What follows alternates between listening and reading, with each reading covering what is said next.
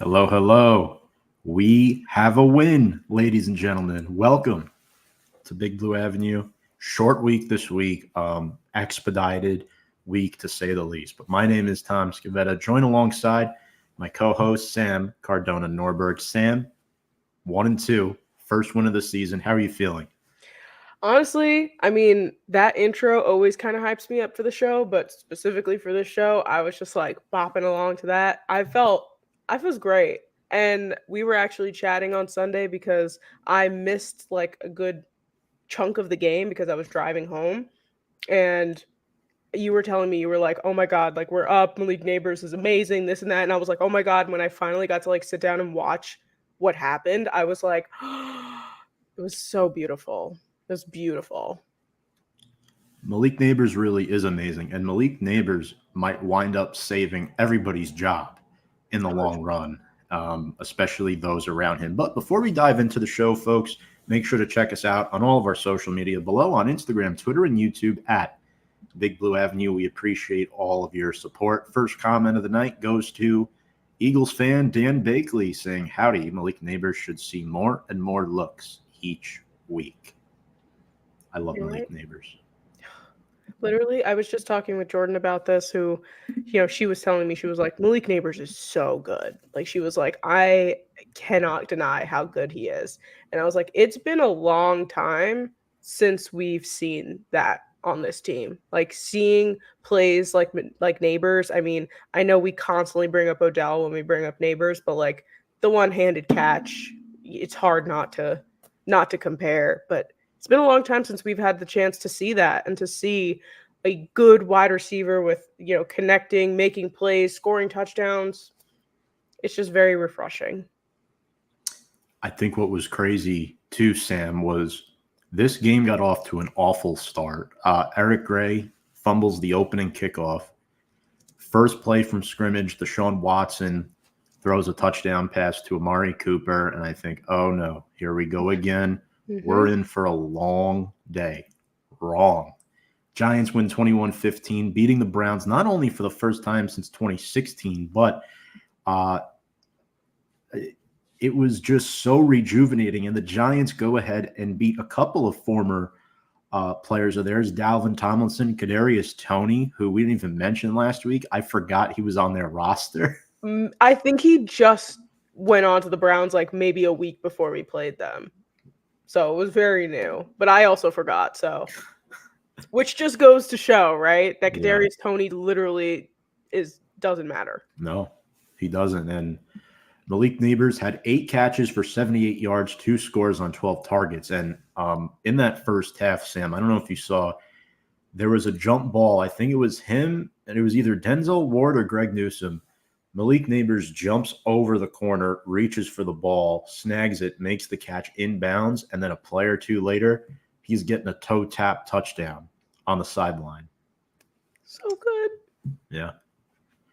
Uh, Phenomenal. I really don't know how else to put it. And we'll talk more about Malik in a little bit, but that Neighbors versus Daniels matchup should be fun. Both LSU guys are playing well. For Daniel, because they played in week 2, I guess he's talking about offensive rookie of the year, maybe like that competition, if I had to guess. But Mm-hmm. um, yeah, it was a great game. Daniel Jones put together 2 good back-to-back games. Every time Daniel Jones's job is potentially on the line, he just, whenever there's a thorn in his side, Sam, he realizes who he is. He's Daniel Jones. He realizes I'm good. I'm getting paid $40 million a year, and he finally started playing like it. 2 touchdown passes, only sacked twice with a 109.4 passer rating.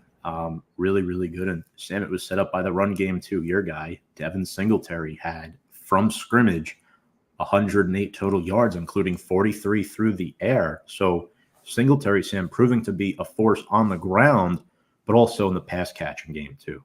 Yeah, and we'll talk about it more when we're talking about the Cowboys. But I have Devin Singletary on my bench in fantasy, and I'm starting him this week because last week he put up 18 points.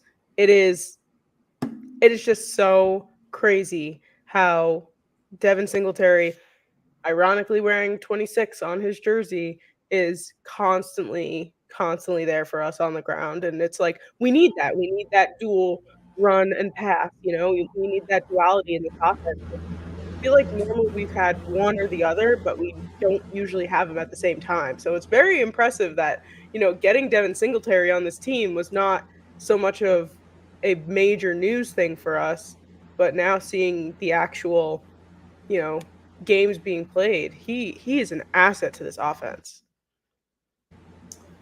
Yeah, and I noticed the first few weeks the Giants have been doing a lot of duo blocks up front. Runyon and Thomas have been great at that, sealing the edge for him to run up the gut and get rid of the top edge rusher on their side of the line, move them back towards the second level, and Singletary's just running right through. So, yeah, and another guy, Sam, Tyrone Tracy. I'll say it. He's surpassed Eric Gray. He's the second running back now. He was making phenomenal plays on third down. He's the third down back, in my opinion. Pass catching in the backfield and even running, too. He was solid. I think the O-line now, Sam, just gets a good enough push. It doesn't matter who's in the backfield anymore. Saquon, Singletary, Tracy. I know Saquon's off the team, but I mention him because it doesn't matter. You could pay a running back $2 million a year, and you'll get production out of him behind this new Giants offensive line, and that's part of the reason why they beat the Cleveland Browns. Yeah, no, 100%. And I think that's the constant argument, right? Whenever anyone pays a running back, when you have a Christian McCaffrey on your team, of course you want to keep him on your team. So obviously it's almost like the incentives of the money is just to make sure that they don't leave, because it's like, yes, they can try and get money someplace else and maybe it'll be it's a whole conversation, and we could go on and on and on about the running back contract situation with anything. But yeah, and you even told me when you were texting me updates about the game that Eric Gray had a fumble, didn't he not? So, First play. Not great. But Devin Singletary is also fumbling balls, so but at least he's making up for it in a different way. Yeah, he is, and I like what he's brought to the team thus far. And before we get to the defense, quickly, Malik Nabers, what I took away from this game, he's going to set some rookie records this season.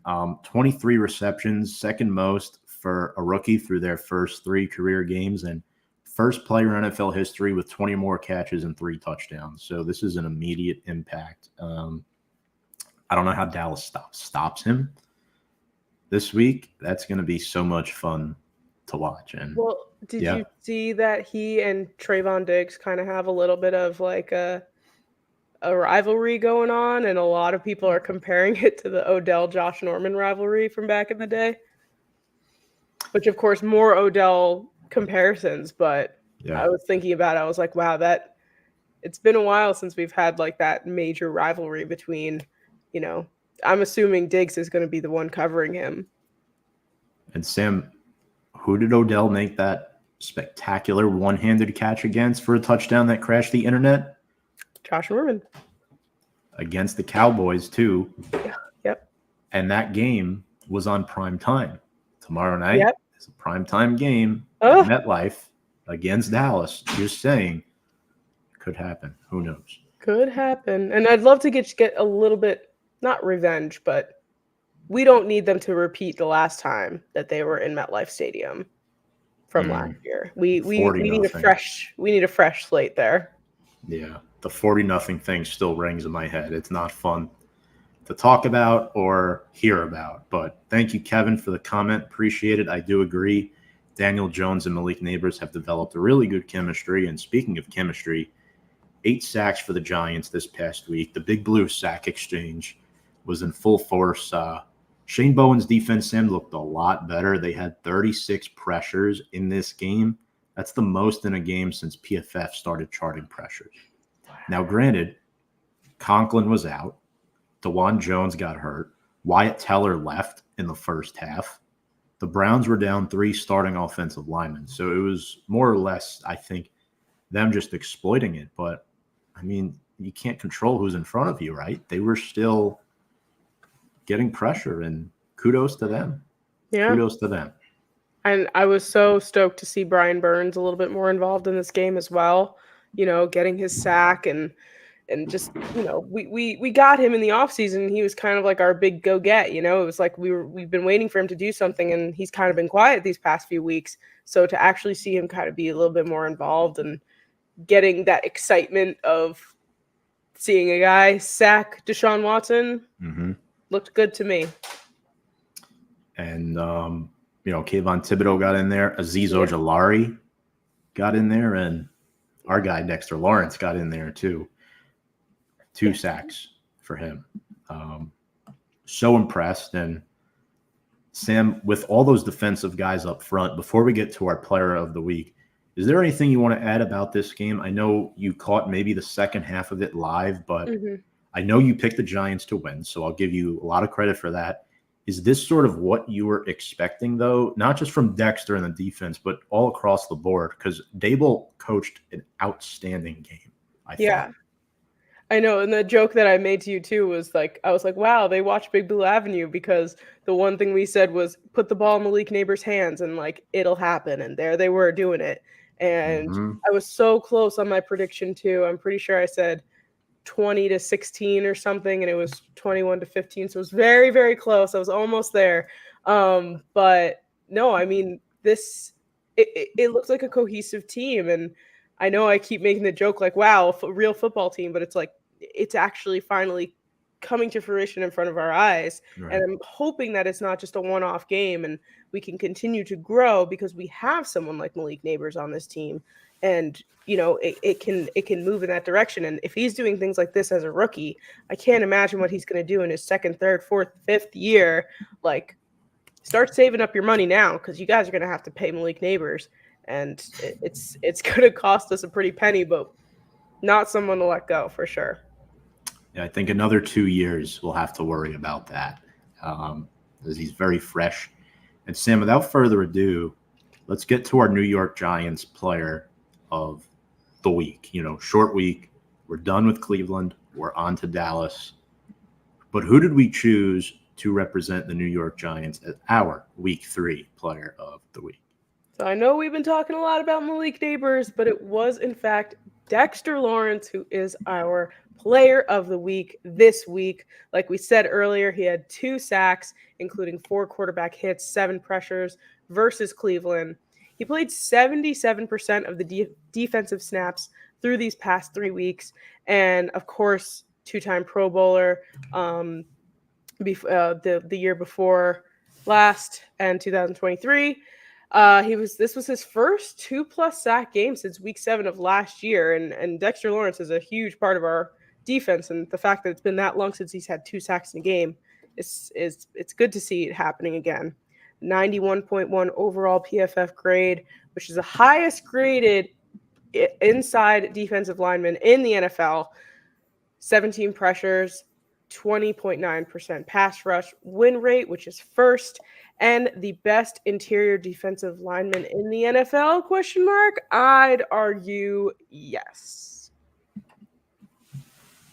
Unbiasedly speaking, yes, because Chris Jones and Quinnen Williams have not really produced like Dexter has so far this season. And Sam, Dexter's done it the last 2 years now. I mean, it's a 340-pound man running after you. That he's quicker than guys maybe half his weight, and it's alarming. I would be scared if I saw Dexter Lawrence coming at me. Like, you just brace for pain at that point. Absolutely. Some quick transactions here. So the Giants again. Also, Dexter had that crucial 4th down stop in the Browns game. I want to. Oh my God! Yes, I did see that one live, and I was like, when I saw that happen, I was like, we just won the game. Yeah. Like, if they had converted that 4th down, I don't think we would have. I think that was like the turning point of the game. Absolutely. And Dexter was not alone, too. Also impressed with rookie Elijah Chapman. And as we segue into some week 4 transactions here, before we bring up Brian, we're probably going to bring him up a few minutes earlier than anticipated. I see he's backstage already. So Lawrence Cager hits injured reserve. Not good. Giants worked out 4 tight ends yesterday. Sam and I love tight ends. We signed one. Joel Wilson signed to the practice squad. Jakob Johnson re-signed to the practice squad. They cut him from the 53-man roster, and they signed Ty Summers, who's been elevated from the practice squad the first 3 games this season to the 53. Dable acknowledged yesterday that Greg Joseph will be the starting kicker again this week. Joseph was 3 for 3 in PATs against Cleveland. However, he did miss a 48-yard field goal. And yeah, that's pretty much where we're at, Sam. You know, heading into Thursday night football, Cowboys are 5-point favorites. I'm surprised the line is only 5, but I can't really say that because of how poorly they've played the last 2 weeks. And it's just, man, like, yeah, Dallas has won both of the meetings last year. They were dominant, but there's just something about this team right now. 2 bad performances, short week. Your initial thoughts before we bring up Brian? Yeah, I honestly, it's weird. And like, usually when I get this confidence, it's like, it's bad because then we tank again. Mm-hmm. But like I was saying earlier, I hope it's not this just one-off game, because I do feel like the excitement in this team, you know, I don't just want to say Malik Nabers is the only reason, but he's a huge reason why this team is so good. And I think that I genuinely think that there's a huge fighting chance in this game. I hope it's a good game. I you know, of course, yes, a blowout would be wonderful, but I think that this is going to be a competitive game, divisional, you know, all that good stuff. It's definitely going to be an interesting watch tomorrow.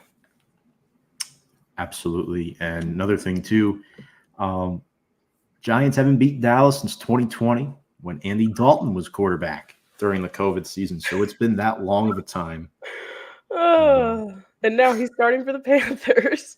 Yep. Andy Dalton's been through like 2 other teams since then. So, yeah, just goes to show you where this rivalry has been. And let's bring up our guest for the evening, the highly intelligent, one and only Brian Attard from the Sports Box in South Jersey. Brian, nice hat. I mean, everybody asks me, like, do you wear Ranger stuff every day? I'm like, yes. Yeah. Why do you ask? To some level, yes. So, love it. It's hockey season at the end of the day, so let's just get that out of the way first.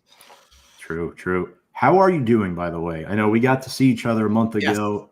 How has the last month been for you? You know, as a parent, financial worker, and as a Cowboys fan. Sure. The market's always interesting. That's always fun place to be in. My son started first grade, which made me feel very old.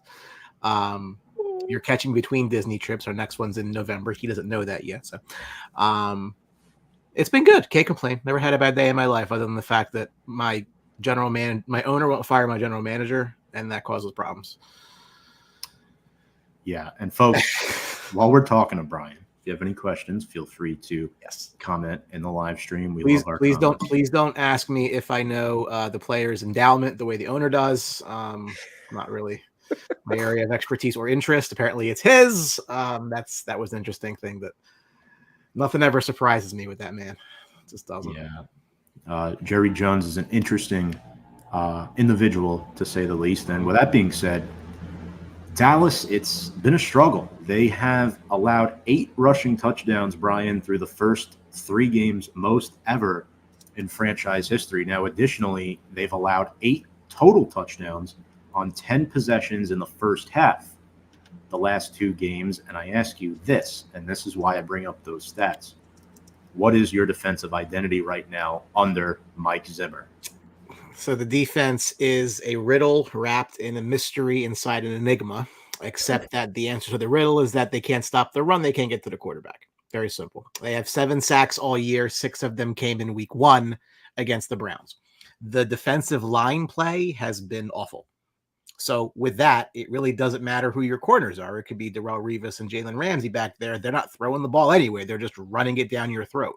You look at the last 2 games, Derek Carr was 11 of 16, and Lamar Jackson was 12 of 15 with passing attempts. And then on the run, the Saints had 39 rushes for 190 yards versus those 16 pass attempts. That's a 71% run ratio. And then the Ravens come into town, and we know they like to run the ball. They have 45 rushes for 274 yards. You compare that to Lamar's 15 pass attempts. That's a 75% run ratio in a league that's generally 60% pass. So you mentioned the 8 rushing touchdowns against. They're just getting gashed. They're allowing 5.4 yards per carry this year versus 4.2 last year. In the red zone, they're allowing a 90% touchdown rate. That's not good. So until you can show that you can stop the run, why wouldn't the other team run the ball? I think about Mel Kiper was recently on television talking about how they got to ban the 2 high safeties. Well, if you run into it, you're going to bring one of those safeties, more towards the line of scrimmage and help block the run. In this case, if I were you making an offensive game plan against this very extremely porous run defense, I would run it every single play until they bring a safety in to stack the box, which would then open up the vertical game.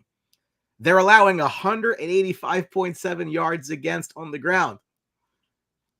And that's what's happening, right? If you look at the Saints and the Ravens, they didn't have to throw that much to get to big production against the Cowboys. Saints receivers caught 11 balls, guys. 11 the entire game, 243 yards. That's 22 yards a catch. The Ravens receivers caught 12 balls the entire game, 182 yards, 15 yards a catch. And then the defense is hurting the offense. It's pretty much where we're at right now. So what is the identity? It stinks. It's not good. I'd like it to be better. The bar is low to be better. So let's try to get some improvement here. So you're saying that starting Devin Singletary is a good idea in fantasy? I fully intend to do so in the one league I have him on. Yeah, 110%. Yeah. Well, to kind of go off of what you're saying here, the biggest guy on your defense is Micah Parsons, right? Is there something that he specifically can do as a player to help alleviate this, this pressure of running? I just think he has to get to the quarterback. He did it in week 1. I mean, that changes everything. If you have to start making better, quicker decisions because there's this guy is running at you and taking down your quarterback, that's going to change your game plan, right? So whatever it is, I don't know if it's just a mental thing. The Cowboys are just not a very well-coached team. They haven't been for a long time, right? So it snowballs with them, right? Like when stuff doesn't go well, like it starts to really go terribly. And that's defense, offense, everything else. I mean, Parsons needs to be Parsons. I mean, I don't know if it's coaching or if it's Zimmer's scheme or what it is, but he's not been – I mean, week 1, he was himself. Since then, shell of himself. And that's not good. I mean, you need your stars to produce like stars. And if he's not going to produce like a star, this could get really bad really quickly for the Cowboys. Yeah, I'm not surprised, as Mike Williams saying this whole season, it feels like the offense is not a thing. The aura is strange. Thank you, Mike, for the comment. The aura.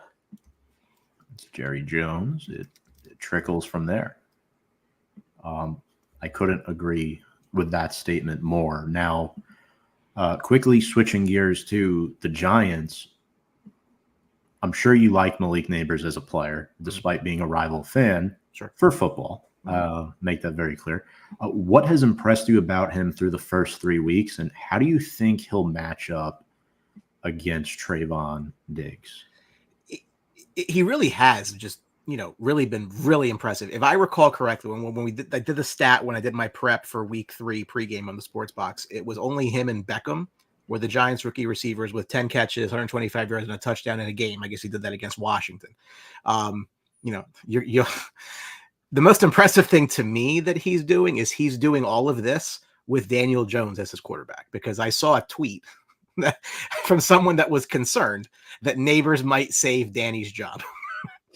Like that's kind of like where people are right now. It's such a I love the internet, but it's so true, right? We've had conversations where I think I have Tom on my side that they really do need to make a long-term change. Last week I saw that vibe from you.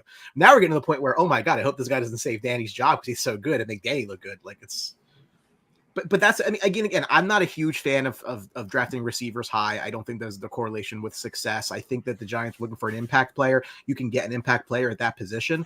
I also think if they could have gotten Drake May, they would have been over the moon to get Drake May. It just didn't work out, right? So they went with, let's start building around whatever our future quarterback's going to be. And, you see around the league, what ends up happening is, and not necessarily Nabers from a contract standpoint, but just from like how much you're putting into the player to bring him in. You bring in these star receivers because you don't have the elite level quarterback and you want them to look as good as they possibly can. So you just surround them with as much offensive talent as you possibly can. I think I made the case after the Eagles-Packers game in week 1 that when they did the player introduction, like all the heads at the bottom of the screen, that I thought it wasn't even close, that Jalen Hurts was the worst player on their offense. Like that's how much they've stacked that offense with receivers and tight ends and the line and now Saquon. So, I a fan of the pick from a schematic standpoint? No, I just don't like receivers that high, but you can't discount the talent. I mean, the talent's absolutely there. His body control is just unbelievable. I think he's outshined Marvin Harrison to this point. Then I think Harrison's got a better quarterback. So, put those things together. Like you really got to be impressed with what the kid's done really quickly. For his sake, I hope he continues it, but that'll be expensive too. You see receivers holding out 2 years before contracts now. So we'll see where that goes. Yeah, see exhibit Jamar Chase, right? Yeah. And then now they're 0-3 because he didn't play a single preseason down. It's amazing how this happens. Very, very interesting. And speaking of contracts, your guy Dak Prescott got his extension. And I'm curious to think of your thoughts. If you were to go back in time 4 weeks from now, would you still, knowing what you know now, would you still give him the extension? I wouldn't have given it to him in the first place. Really? Yeah, no, I was very dead set against that. And they actually, that news broke during week 1 pregame on the sports box. So my face lost all life and color and everything else. I was just it's like, the train wreck is coming. It's coming, but until it happens, you don't get that just release of just all hope and happiness. But it's just, again, they backed themselves into a corner. They had no choice, right? Why it took as long as it did is because Jerry Jones is an ass clown. That is the only thing you can possibly say. And Tom and I, you and I had this discussion. Like this is what he does. He is the single worst poker player in the history of poker players. He makes you think, oh, we don't need you. We're not going to give you all this money, yada, yada, yada. And then what do you do right at the end? You give them exactly what they asked for at the jump, which you could have saved yourself 6 weeks and a lot of annoyance. You literally, CeeDee Lamb asked for 34. They negotiated, yada, yada. And you know what he got? 34. Why do we do this to ourselves? Because he wants to be the center of attention, the topic of conversation. It's nothing more than a game to him, like that whole media thing. So was I surprised Dak got paid? No. What I will say is this. The cap's going to keep going up and up and up. And the next guy is going to sign a deal will outdo Dak. And the next guy and the next guy and the next guy. So it's only a moment in time. But again, I was ready to say, just let him walk. This is not an elite quarterback to me. I don't want to pay that guy. So that was me holding on to a pipe dream. The longer it went, I'm like, ooh, maybe, just maybe, and then no.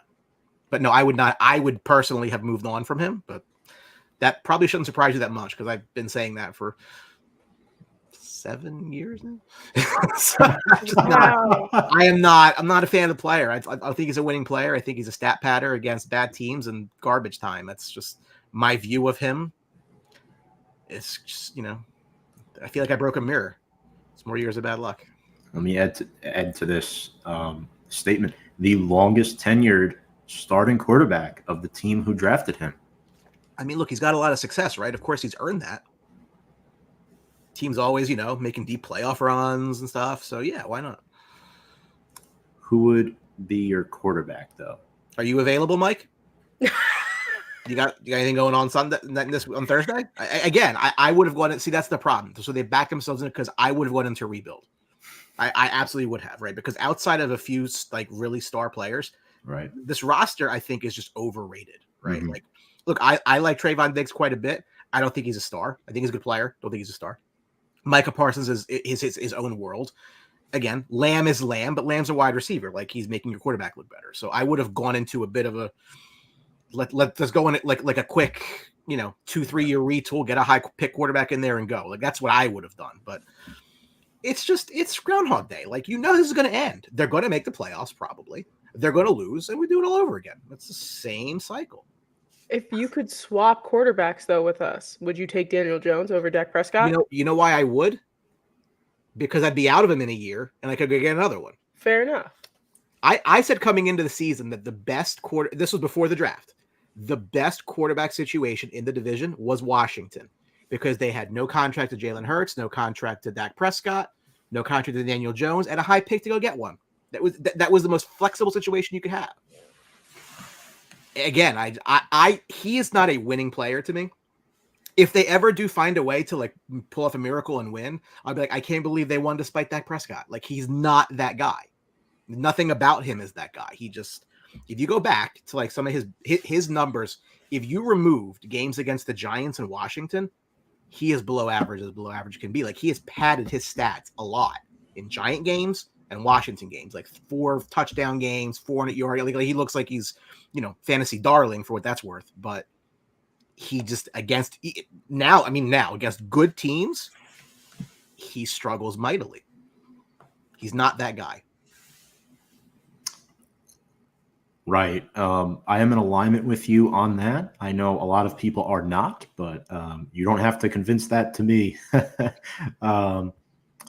Look, it all stems back to them getting Zeke again, letting Pollard go. Like, what is the current backfield situation like? It seems to be kind of a catastrophe right now. What's it like having Zeke back there? Are you sick watching him back there, or should it be more of a timeshare with Rico Dowdle? I think it should absolutely be a timeshare. I mean, I think most situations in the league should be a timeshare. The bell cow back has become very much the exception and not the norm. Zeke is what he is. He's a 29-year-old running back. And in running back years, that's what, you're 60? Like that's old for a running back. He does what he does. Doesn't do it overly well, but that's what he is. I don't think that the reason the Cowboys necessarily struggling to run out of the gate this year is necessarily him or Rico Dowdle or any specific running back. I think it's more that the offensive line is really not that good at run blocking, and they weren't last year, and nothing really changed there. People make all this talk about how they didn't sign Derrick Henry, or Jerry said they couldn't afford Derrick Henry. I don't know what he says. He talks out his ass after that. But I don't see that as the reason, right? So Pollard last year was a 1,000-yard rusher. It was like 4 yards a carry.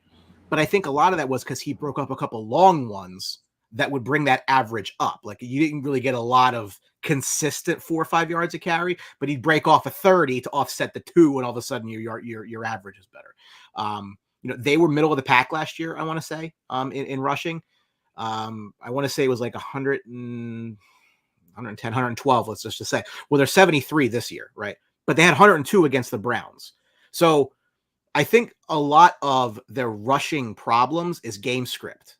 They had 68 against the Saints, I think like 50-ish against the Ravens, because you're down 35-16 at the half to the Saints. You're down 21-6 at the half against Baltimore. Like that's not a game script that says you're going to run the ball that much in the second half, because you are trailing and you have to get back into that game. So I think the raw number of their rushing stats is a little bit misleading as to what they can be, because the games have just not lended themselves to let's go run the football, right? So that will get better by default. It just looks bad right now because you've had such awful starts that you then really can't run the ball in the second half, which frankly puts a lot more pressure on your offense. Not that your defense is really helping you out that much anyway.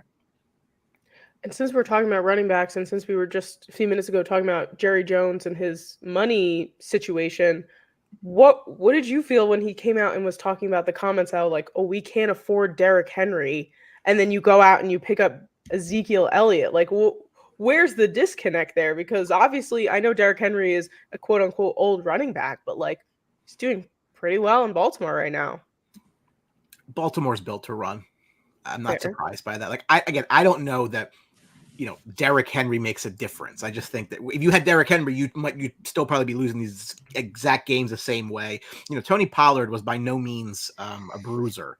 Very much a finesse back, make that first move and get yardage downfield. That's why, again, he'd break off a long one, but very rarely do you see him get that 4 yards the way Derrick Henry muscles his way to 4 or 5 yards, right? So I don't necessarily think that that's who it was. Jerry says a lot of things that Jerry finds interesting. and that's all Jerry cares about. They couldn't afford because, I mean, I wouldn't have signed Derrick Henry either. I don't want to pay a running back much money to begin with, but you waited to sign Lamb, you waited to sign Dak, so then your cap coming in was a problem. So, like, that's a problem you created for yourself, so I don't really want to hear it. Like, if you're going to say, well, we couldn't assign the guy because, you know, we couldn't afford, well, that's a problem of your own making, so that's on you. I do not believe that to have been the reality. I think that's what they're saying because that they didn't really ever want to do that, which I'm perfectly fine with. Again, I don't running back age aside, I just don't think it's a good use of resources to put money into a running back. The top three running backs in rushing right now are Saquon Barkley, who you know very well, Jordan Mason, who was undrafted, and J.K. Dobbins, who was left for dead the last couple of years out of Baltimore, right? So there is zero correlation between paying a running back and seeing this production. It's just, you know, unfortunately, and I say this a lot, and I really believe it to be true, fantasy football has ruined the way we look at real football. And if we see fantasy stats and points, we assume that means the player's good. Couldn't be further from the truth, but that's 2024 and how we are, right? So, yeah, Saquon's had a couple touchdowns. That's all great. He also had a pretty ugly start to his Eagles career, and I didn't catch that one thing he missed in the game against Atlanta. So, again, it's where you put your money. You know, it's just, I don't believe that that's where you should put money on the offense. And look, I will go to my grave saying the year they drafted Elliott, it should have been Ramsey at 4 and Henry in the second round. That was the draft I wanted. Would have worked out great. Didn't happen. Derrick Henry not being a Cowboy is not why the Cowboys rushing is as bad as it is. It's the fact that they are literally getting their doors blown off early in games, and now they have to start throwing the ball more than they want to. But the guy's getting $60 million, so throw the football, asshole. So, sorry for the kids watching. I get a little fired up when I start talking about him because I just cannot stand. It's after 9 p.m. It's fine. Yeah, good. So. I guess, Sam, we could segue into CeeDee Lamb because, Sam, that was another guy they waited to pay late, and Brian was saying, and now it's wondering if they'll do the same thing with Micah Parsons. And there's been a lot of stuff going on in Jerry world right now. Mm-hmm. Yeah, and CeeDee Lamb had that, you know, he had pretty bad miss in the red zone last week. Mm-hmm. You know, what the Giants' secondary is like not that great. So going back to like this matchup specifically, like, is CD going to like run all over the secondary, or is he kind of still, because I know that he and Dak had that tiff on the sidelines, he had to apologize for it. Like, it's kind of seems like a little bit of trouble in paradise, if you want to call it that. Well, see, but I think part of the offense's problem is the defense, right? The defense is bleeding into them. They keep getting gashed on the ground. Mm-hmm. So then if the offense goes 3 and out, well, then the defense has to get back on the field. There's no time for them to recuperate, no time to breathe, right? So when I talk about snowballing with this team, because I think they're mentally weak, like I'm telling you, like, that's what happens. When something doesn't work, it impacts everything else. Look at time of possession in the games that they've gotten blown out in, right? It was roughly split against the Saints, but Baltimore had the ball 35 minutes out of that game. So the pressure that it adds on the offense to try and have longer drives is substantial. And when you have a frankly weak mental quarterback like Dak Prescott, like that can snowball. When it rains, it pours. And how many times have I said that, you know, Prescott's a garbage time merchant for stats, right? So in the game against the Ravens, he was 28 of 51, 379 and 2 touchdowns. Hey, your fantasy team got helped, right? What do you care? But they had touchdown drives in the fourth quarter when it was out of reach of 64, 56, and 91 yards. It made it look a lot closer than it really was. Again, I fully expect them to try to get Lamb involved early because of what happened last week. That's what they do. But if the defense goes out there and Singletary's just running, they're getting 4 or 5, 6 yards a carry, and they're gashing them, Dak is going to grip that football. It's like, jump off now, idiot. They're going to force the ball, right? Like, Cooks is nice, but he's not a legitimate number 2 threat. They've missed Ferguson for a week. I think very highly of him personally. They don't have a lot of athletes at the wide receiver position, so it gets forced to Lamb. A lot of those. But again, they may force the Cowboys to air it out if they're just dominating a lot of time of possession. Like if the Giants get the ball first and go on like a 10-play drive to go down the field and they just run right at this lack of talent in the interior defensive line, like it could be a long night for the Cowboys. Like, you know what? I normally come on here and I'm like, yeah, we're probably going to win this game like pretty handily.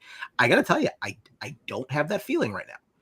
And I will also tell you that if the Cowboys don't do that, like if the Cowboys aren't the Cowboys against the Giants, again, no shot against you guys. This is what history has been, right? If it doesn't play out the way it's played out, you're going to start seeing a lot more cracks on this team. Like they are not the group that be like, oh, we're going to take on the world. We're going to, shock. We're going to get together as a group and get through this.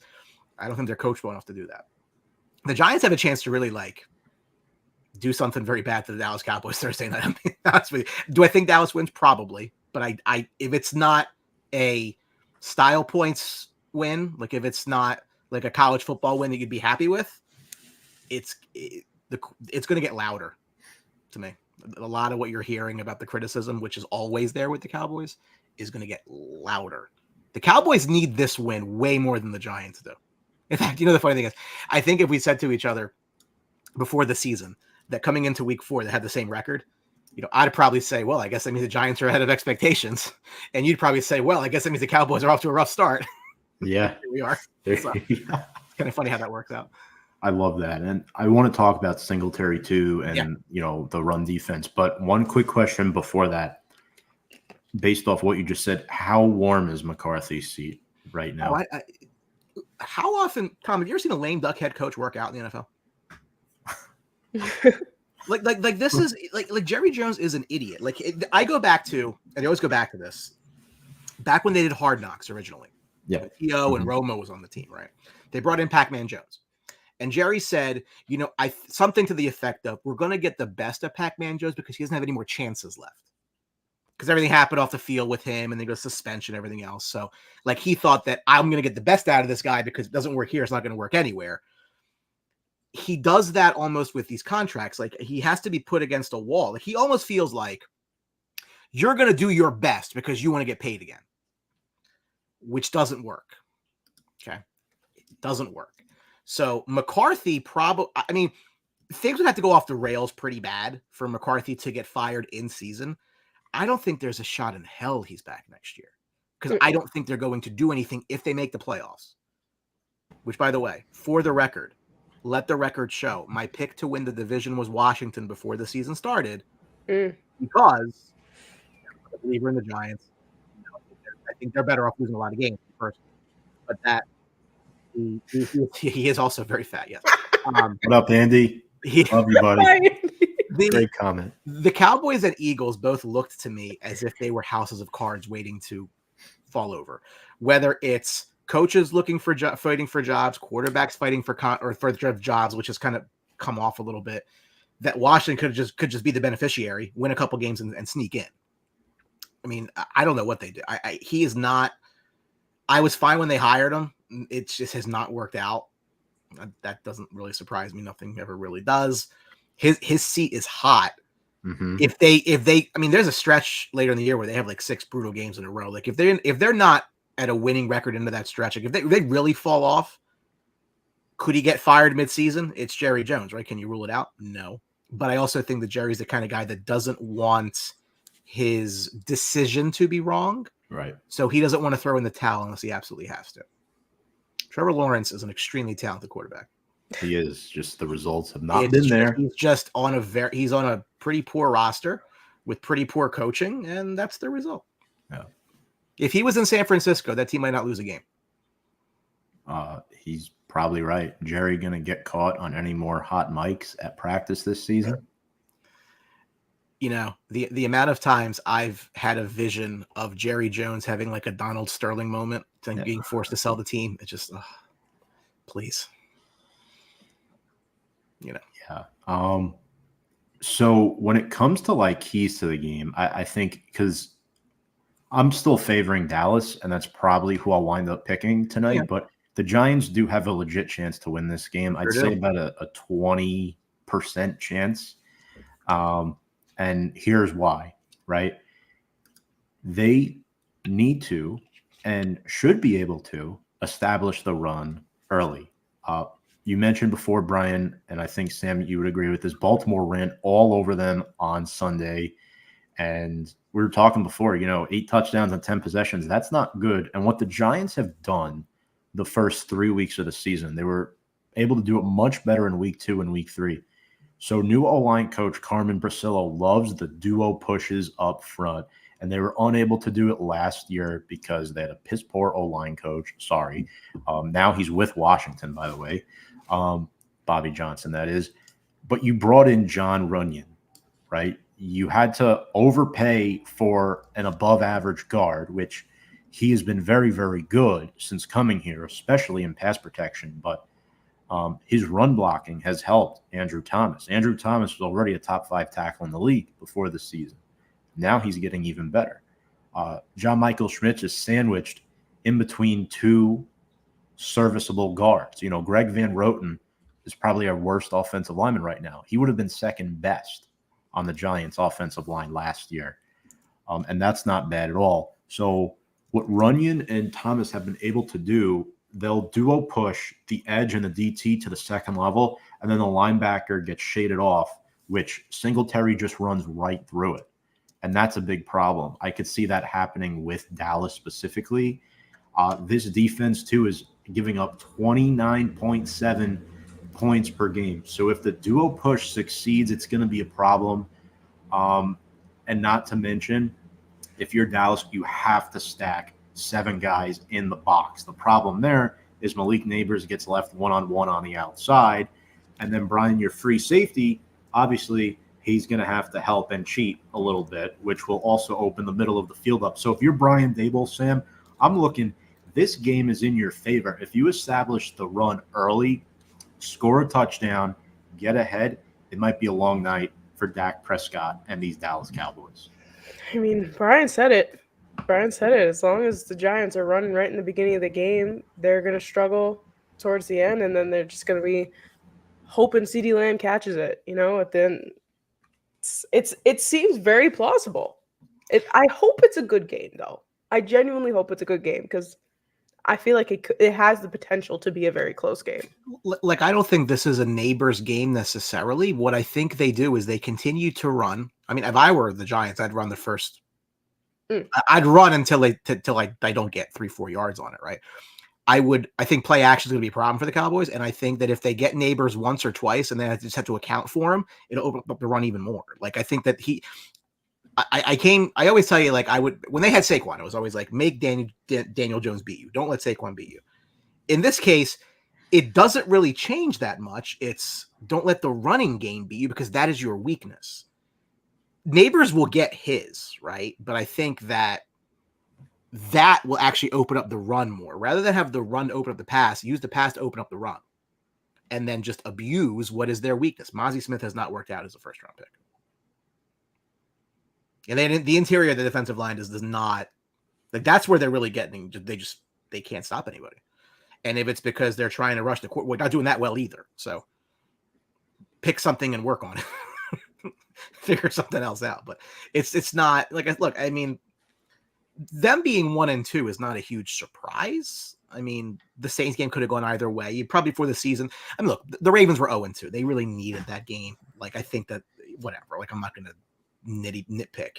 Whether you get blown out or you lose by 3, it's the same net effect. I really don't care. But it's one of those things, like I said, where if the Giants can kind of impose their will early, the Cowboys might just fold. Like, that's the thing. Like, they're not a team that I think is mentally strong enough to, mount a comeback, despite the fact that they kind of almost did that in week 3. I think that was more the Ravens having indifference, if nothing else. It just, like, it was too little too late. I mean, Sam, we were talking, right? Short week. Dallas is mentally frazzled right now.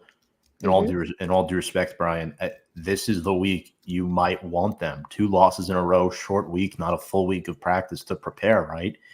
How could the Giants pull it off? What do you think? I mean, we always start the game with a run. Like, I feel like we never pass the ball on the first play of the game to begin with. But no, genuinely, honestly, spoiler alert, I'm going to pick the Giants to win this game. I think that I'm going to roll with my confidence that I came in with last week, seemed to work out last week, and I'm going to roll with it again this week. if the fact that, I mean, it's a short week for both of us too, to consider that.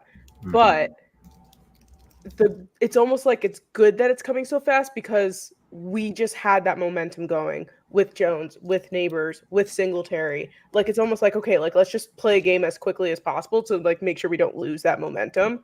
And I think that that's part of it, right? And then of course, we were talking about it earlier in the show, the Odell Beckham pass was against the Cowboys. We just saw Malik Nabers do basically the exact same thing. Like there's a lot of, I hate to say like good energy, but like I think that is a huge part of the Giants winning. It's like confidence. If you actually have confidence on your team and you have a guy like Malik Nabers making plays and Devin Singletary running all over the field, keep rolling with it.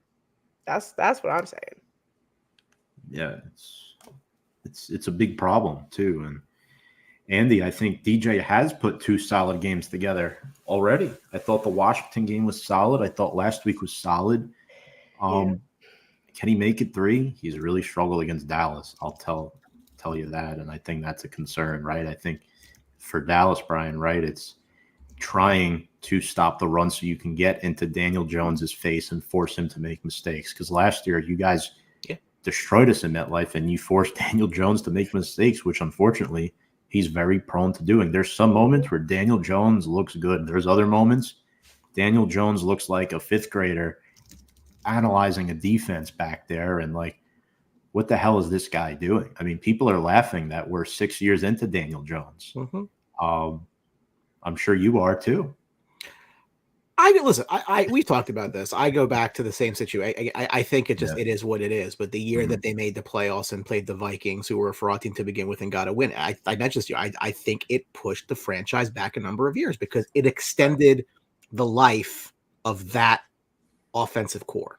That maybe if you didn't see that, maybe if those coin flip games that year went the other way and they finished with a worse record, that maybe then they have the ability to go draft a quarterback or not bring Barkley back. Because then again, how do you sell a fan base that, oh, we need to go through wholesale changes? We just won a playoff game, right? I mean, the arrow was pointed up, right? You were very bullish at the time. I understand it. I get it.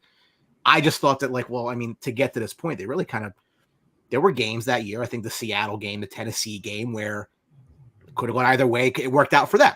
And then they catch the Vikings in the playoffs, which had just a complete fraud. But again, it's the NFL. So, hey, how do you sell a fan base that we need to bust up the roster that just went to the playoffs? You can't. So that's why I'm saying like that modicum of success, I think, just created the environment that then delayed the point they should get to this year where they make the change and they go, which is fine. I think that they end up with a Carson Beck. I mean, I think that's great. Like, I think that's what you build around. I just think Jones is not that guy. Like, I don't. The crappy part for you guys, I think I mentioned this to you too, is had they not done that, had they done anything else other than Daniel Jones, you probably have Justin Herbert. Because they loved him that year. They loved him, but they couldn't do it. They couldn't just walk away from the 6th overall pick from the year before. They loved her. They took Andrew Thomas. They loved Herbert that year. But how do you do it? How do you take another quarterback? You can't. You cut it. So decisions end up like the butterfly effect of things. Like I go back to when they took Barkley. Had they taken Sam Darnold, then Darnold would have flamed out just in time for them to go take Justin Herbert. You can analyze this and like drive yourself nuts. Don't do it. It's true like too. I'm saying, like you follow it through and like, damn, that would have worked out like this, or it would have worked out like that. It's really true, and I just think that there are a lot of factors that went into this whole thing. Yeah. And one of them was Dave Gettleman, unfortunately, and what I think Joe Shane has done, Sam, you and I have talked about it. He's been able to fix both sides of the line, something the Giants couldn't do in a decade. The O-line is good, finally. The defensive line, I think, is a huge concern for Dallas because you have 2 rookies starting who are good, by the way. They're not bad rookies, but Tyler Guyton, left tackle, is going up against Brian Burns. Cooper Beebe, the rookie center, is going up against Dexter Lawrence, in my opinion, the best nose tackle in the league. Look, Cowboys are averaging just 73.7 rush yards per game. They're going to be throwing a lot of passes on Thursday night. So, yeah, it's going to open a lot of opportunities for the Giants to pressure Dak Prescott with that front core of Kayvon Thibodeau, who was on Jerry Jones' draft board, by the way, pretty high up on it. As was Evan Neal. I would never consider that a bad pick by Joe Schoen. Even everyone loved Evan Neal at the time, including us. Dexter Lawrence and Brian Burns, those three specifically. So, look, we had 8 sacks last week. And another thing, too, people overlook, it's not just the players. It's the scheme. Shane Bowen's scheme has been really, really good the last 2 weeks. It's sort of like a puzzle, right? Like Jason Pinnock, guy that we all love, safety, is always lining up near the line of scrimmage or on it. He can shift. So BB's going to have to shift right. And I think your right guard is Hoffman. Hoffman's right, and then I forget who right tackle is. It might be Tyler Smith, or Smith might be left guard, actually. If you shift right, you're going to have McFadden blitzing down the middle, and you can block that off. But the problem is Brian Burns gets left one-on-one against rookie left tackle Tyler Guyton.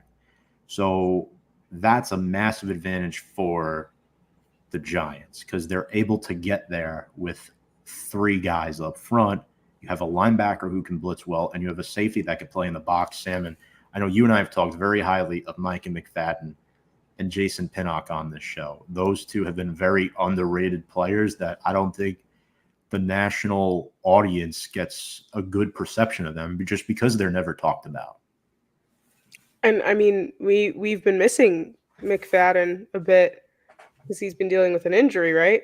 So, yeah, it's the Giants' defense. It was like almost like they were our saving grace last year, and now all of a sudden they're kind of like not. They're kind of doing the opposite now. And I mean, Brian Burns just got his first sack last week, right? It's like where was he weeks 1 and 2? And then Kayvon, I don't know. We need to put his face on a milk carton or something. I haven't really seen much of Kayvon too much. This Giants defense definitely is the weaker part of the team, which is still alarming because normally that's not the same New York Giants that I normally know. But I think once they turn that little bit and they get that fine-tuned, man, it's like crazy how this team can be incredibly good. I fear that. You know what I did notice though, once I wore that Tommy DeVito shirt on the show 2 weeks ago, all of a sudden Daniel Jones is doing so well. I'm just saying. If he starts tanking again, I'm going to put it back on. Apparently that works. He's got to look behind him. Somebody's still there that yeah. Job, right? I've never seen a third-string quarterback get more attention in the NFL than Tommy DeVito. Like it's what about insane. Ben DiNucci, Cowboy, Italian? True. Is he from the Northeast though? I don't know. I don't know. And yeah, Zach Martin. Shame on me for forgetting that as a Notre Dame fan. Larry says, I'll be at the game tomorrow night. Have fun. I think Anthony will be as well, Larry. Maybe you guys meet up. Most uncertain he's been about our matchup in a while. I've been to MetLife Stadium 4 times in my life. WrestleMania 29, WrestleMania 35, the Stadium Series game, and the Cowboys found a way to lose to Sam Darnold's Jets. So that's my experience at MetLife Stadium. But before we, I guess make our official picks and scores of the game, Sam, we'll start with you. Quick player to watch on both teams.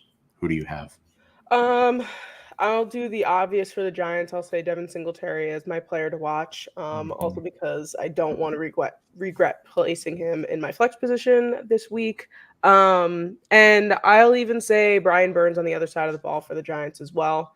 And for the Cowboys, I mean, gosh, like Micah Parsons. Like I'll say Micah Parsons because that's probably going to never heard of him. Yeah. I think that, if anybody's going to be stopping us, it'll be him. So I'll say Mike Parsons. What about you, Brian? So I think that when they get Deron Bland back, their secondary will be a lot better. But they are at their most swag level when Trayvon Diggs is running back pick sixes, right? So I think if Diggs can have a game, I think Again, you're trying to cover an elite receiver, right? I mean, that's not a very easy task to do. But if Diggs can get a pick, I think that can be a momentum swing. Like they need something good to build on. Like there's just been nothing. Like it's just been all bad. And if you're a weak mental team, like everything just flies. So I think if Diggs gets a pick, I'll be happy with that. Offensively, I always think Jake Ferguson should get more play than he does because I think he's a big body. I think it's exactly what Dak needs. Across the middle, you gotta get guys off of CeeDee Lamb who can beat double coverage. Like he's that good, right? But like I think they need a legitimate second threat. And if that's going to be Jake Ferguson, great. Make it Jake Ferguson. So wouldn't surprise me at all if the Giants try to play a little bit of deception. Maybe Wan'Dale Robinson gets a touchdown this week because they're overcorrecting to Nabers, right? That'll happen all the time. But you absolutely, zero question about it, you absolutely must start Devin Singletary everywhere you have him. And don't put him in your flex because he's playing on Thursday. Everybody does that. Drives me nuts. Your Thursday players need to be in your non-flex spots just in case something happens later. Good. That's super smart. I'm going to do that right now. Yep. Because very good point. Okay. So because again, if you put him in your flex, right, and all of a sudden like one of your running backs is injured, now you can't put a receiver there. Another player. Very good point. To keep an eye on. I mean, Tyrone Tracy in a couple weeks might be a PPR deep flex guy. You definitely want to keep an eye on him. He's a pass catching back, runs the ball well. Now our running back too. But quickly here, my players to watch. Brian, you took mine with Jake Ferguson. Good for you. I love tight ends. I'm going to go all defense here. You could throw Jalen Tolbert in there, but we know the Cowboys are going to throw on the Giants. Their secondary is weak. DeMarcus Lawrence, yes, he's older, but 12 sacks and 17 career games against the Giants. That does not bode well for them. The difference now is that the Giants have two good tackles. They've never had two good tackles going up against the Cowboys as long as DeMarcus Lawrence has been there. I also like the Marvion Overshown a lot on your second level, Brian. I think he's a really good linebacker. Good in Mike Zimmer's scheme for the Giants. And we talked about Malik. We talked about Wan'Dale. Slayton is questionable right now with a thumb on a short week. He's expected to play, but I don't know how often he's going to be targeted. I really think it's going to come down to, like Sam said, Devin Singletary. Wan'Dale's a good option in this game. Completely forgot about Wan'Dale, to be honest. Unfortunately, Jalen Hyatt's been a non-factor since coming here. He had one good game. Slap his face. I like him coming out too. I don't know what it is. Route tree, offensive scheme, long adaptation to the NFL playbook. I don't know.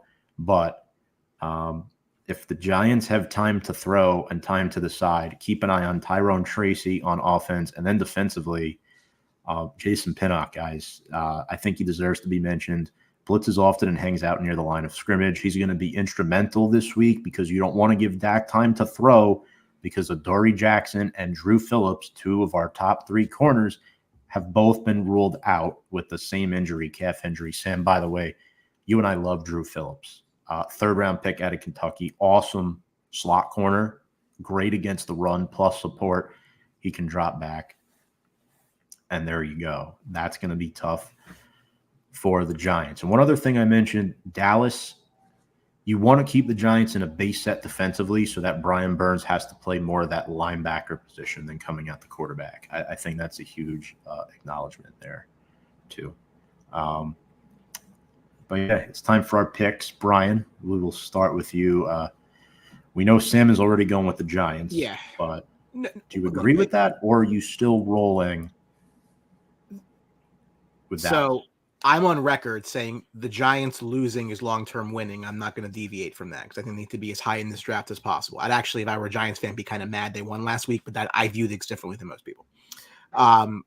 The Cowboys need this win like oxygen. Like I think that if they go to 1-3 and then have a week and a half to have to hear the national media talk about why they're 1-3 and in last place in the East, that's going to drive somebody nuts, right? So given the spot, I think Dallas absolutely has to have the game. However, it is not going to be the drubbing that we've seen because they're not there right now, right?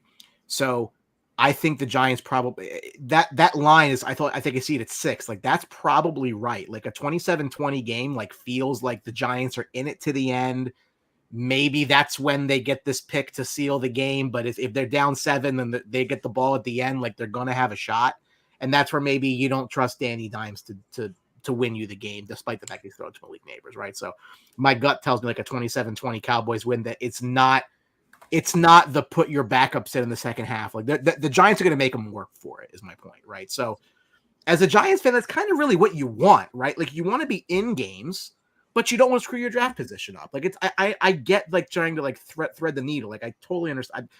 As a Rangers fan, which went through a rebuild, like I go to games, hope they play well and lose. That's all I want. Get me a high draft pick. Worry about it later. I think the Giants are very much in that same kind of mindset. So again, you will not be upset with your football team at the end of Thursday night. They probably won't win, but they will not let you down. It will not be this, I'm turning it off at halftime and watching reruns on TV. Like you'll watch the end of this game. Real quick, by the way, I happen to see something on Twitter you're going to find interesting. Did you hear what Cam Newton said? Oh, God. What did he say? In reference to Eli Manning's Hall of Fame nomination, he said, and I quote, "If he gets a gold jacket before me, I deserve 2 of them." Is he on drugs? Yes. I don't see any Super Bowl rings on Cam Newton's fingers. No, well, I'm sure he has some fashion jewelry. They have one that looks like it. He might have something. No, I mean, we can have a conversation to the nth degree about Eli. That's a deep discussion we can have at any time. Mm-hmm. Cam Newton's never done anything in the NFL, so that's to me like, hey, look, Eli Manning is infinitely more qualified for the Hall of Fame than Cam Newton ever will be. 100%. I wholeheartedly agree. And on that note, the Giants are going to win tomorrow because I believe in them. But I think it's actually going to be a much, much closer game. I'm going to go 1 point. I'm going to go 21-20 Giants. I think that but I completely agree with you, Brian. I think that it's going to be down to the wire. Like, they're going to be working for it. That's what I'm hoping for. Like, that's the type of game that we're going to get. Yeah. But I do think that the Giants are going to be able to come out just a little bit, and it's going to be a nail biter. I'm not saying that we're going to go into this with like, whoo, no problem. But I think it's going to be much, much closer. Just a 1 point game. All right, so I guess I'll be breaking the tie here, folks. I see the pain in Tom's face. He's going to pick the Cowboys. I know it. I can tell. It's not a good poker face, Tom. Like an open book. Yeah. Look, the Giants have beaten the Cowboys once since 2016. Dak has never lost to the Giants, I think, since maybe his rookie year, if that. Look, it's been a struggle. The last time the Cowboys lost to the Giants, they lost 23-19 at MetLife. I have them winning 23-19 tomorrow night as a reverse jinx. Look, this game is going to come down to one player, Brandon Aubrey, the kicker from Notre Dame, converted soccer player. He has the best leg in the NFL. He's surpassed Justin Tucker as the best kicker in the league, in my personal opinion. He can boot 60-yarders like it's nothing. He's just really, really good. I like to see him kick. I don't like him seeing him kick against my team. But, Brian, I'm sure you could account. He's one of the best players on your team. He's not just a kicker. He's a player. Yeah. He's a weapon, right? I mean, he made one from 65 that I think would have been in from 70. Like, he's going to break the record at some point. Oh, yeah. And McCarthy allows him to kick, I mean, because he has a lot of faith in him, which he's earned, right? So, right. That's the thing, too. Like, they don't – it's insane, right? Like, it's like you have this advantage over the rest of the league where you can get this guy that can make 66-yard field goals. And you still can't figure this out. Like, It's just like it. Well, Giants lost the game on field goals in week 2. We gave up 7 of them and lost the game. So. That won't happen this week. No. But yeah, Dallas wins 23-19. However, last week I predicted the Giants to lose. Sam predicted them to win. Sam was right. So, Sam, I hope you're right again. I hope so too. And it was very close with that score. It was very close. So I think that has something to do with it. Also, since we love tight ends, quickly want to shout out Giants winning on Daniel Bellinger's birthday last Sunday, 24th birthday for Belly. So My good, king. excellent work. Brian, any final thoughts, man? It's been a lot of fun having you. Just to share with the New York crowd, 98 years ago today, the New York Rangers were born. So I'm glad I'm wearing my. Happy birthday, New York Rangers. Sam, are you a hockey fan? I'm a Rangers fan by default, but I don't really watch a lot of hockey. I used to when I was younger because my dad and I watched a lot, but not really so much anymore. There's a parade. You're still invited. Yay. I still got red, white, and blue. Exactly right. Yeah. No, like I said, I just this has the makings to like it can potentially be like a massive disaster. It's semi-national television, right? Like you have to have Prime to watch it. But I'm telling you, like, just envision the scenario. Cowboys go lose.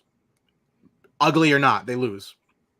And all the national media talks about all day Friday and all day Saturday and all day Sunday morning is the Cowboys are 1-3. They just paid Dak Prescott. Oh my God, Jerry's going to kill someone. What's going on? Like that period of time may literally the Giants, it's crazy to say it's week 4, but they literally could put a nail in the Cowboys' coffin with a win because it's going to get bad. Like they had Super Bowl aspirations. I didn't think they needed to, but they did. They thought so. They thought so anyway, right? So, like, you come out 1-3, you lose to a team that you regularly destroy. It's going to get very bad in the media. And I don't think the players are strong enough to overcome that. So the Giants have a chance to put like a really big hurting on the Cowboys. That's why I said I think the Cowboys need a pretty win. I think they get a pretty win. But this is the hole they dug for themselves. So blame yourself. A couple comments here on the share of the post. They didn't land the actual comment stream, but shout out to my cousin John Unterweger with his comment. Tommy the Mac McNamara says Cowboys 31, Giants 17. Oof. Interesting. Rough. That is rough. But yeah, Brian, thank you so much for joining. Folks, make sure to check out Brian. Actually, let me let you plug yourself, Brian. Where can people find you? Yeah, so little place called the Sports Box. You may have seen it once or twice. We've kind of been a little light on the podcast side, but we still get the news out to everybody. We're always on Sunday mornings doing pregame. I personally run a Rangers page called Blue Truth, which has seen a lot of good traction. It's back to hockey season. The Rangers open up 2 weeks from today, so if you're a Rangers fan, you can look there. We're big supporters, big fans of RNP. I think you guys do a wonderful job. I came into the year thinking you guys would struggle to get through this year because I thought it'd be a rough year for the Giants, but good for you that you got the win. No matter how sometimes the Giants will let you down, you are here every week, and there is something to be said about that. And I respect the hell out of that, and everyone else should too. And you're not going to find more passionate Giants coverage than you're going to see on this show. So I suggest that you continue to watch it every week, like, follow, and share. Thank you so much, Brian. And Sam, of course, by the way, folks, if you don't know, Sam on Nights at Big Blue Avenue does double duty, does her podcast with Jordan before the show. And Sam, where can people find that? Yeah, so the Unsolicited Podcast is on YouTube at the Unsolicited Podcast with Sam and Jordan. Giants fan, Eagles fan. It's fun dynamic. And you can find us on social media everywhere, the Unsolicited_podcast, and on Twitter at Sam and Jordan. Love it. Love it. And Jordan's a great Eagles fan. As we know, Brian's an Eagles fan I know.